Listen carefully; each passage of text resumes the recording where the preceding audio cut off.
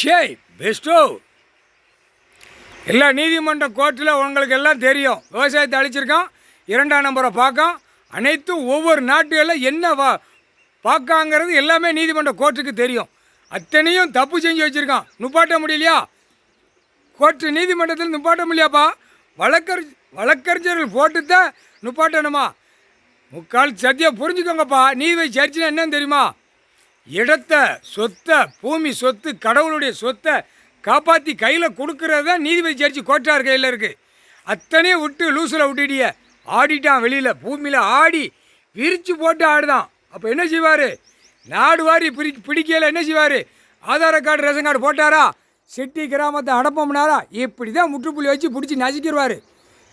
சேட்டை ஓவர் சேட்டை பண்ணிட்டாலே தான், புரியுதா? அதனால் கணக்கு போட்டார். எல்லா மாநிலமும் ஒப்படைக்கணும். எங்கே ஒப்படைக்கணும்னு அவனுக்கு தெரியும். அரசியல்வாதிக்கு எல்லாம் தெரியுப்பா. கோட்டாருக்கு உங்களுக்கு தெரியாது.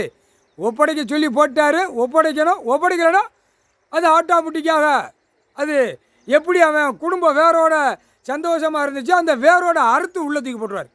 குடும்பத்தோட தூக்கிடாம பாரு. 1 வயசு 2 வயசு இடுப்பில் தூக்கி அவன் வாரிசு வச்சுருந்தாலும் தூக்கி உள்ளே போடும்பார். அதான்ப்பா கணக்கு. தப்பு செய்கிறதுக்கு நான் பூமியில் கொடுக்கல அப்படின்ட்டார். தப்பு செஞ்சு வச்சுருக்கான். இப்போ தப்பிக்கிறதுக்கு எப்படி வழின்னு பார்த்துக்கிட்டு இருக்கான். டெல்லியிலேருந்து தமிழ்நாடு வரைக்கும் அரசியல்வாதி எப்படி தப்பிக்கணும் அப்படின்னு வழி பார்க்கான். ஓட்டு முத்திரை கேட்கக்கூடாது. அவர் உட்கார்ந்த அப்புறம் பெரிய குற்றம். நீதிமன்ற கோர்ட்டில் நுப்பாட்டிக்கப்பா. கோர்ட்டில் மனு போட்டு நுப்பாட்டிக்கோ. அரசியல்வாதி தமிழ்நாட்டுக்குள்ளே சென்னை மெட்ராஸ்லேருந்து கன்னியாகுமரி வரைக்கும் அரசியல்வாதி உன்னுடைய வழக்கு உள்ளே ஓடுது.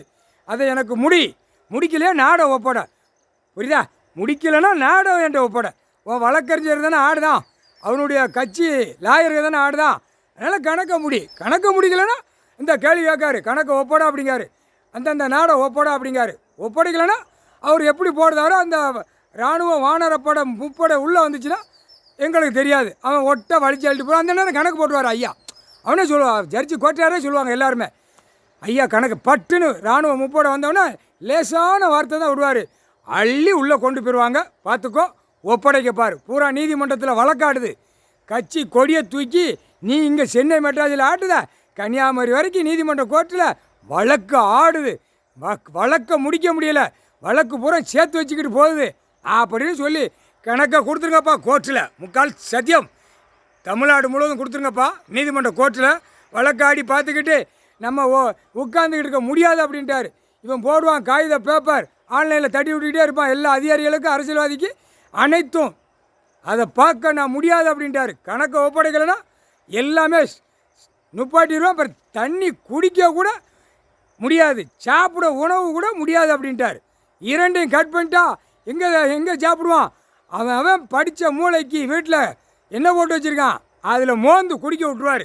முக்கால் சத்தியம்.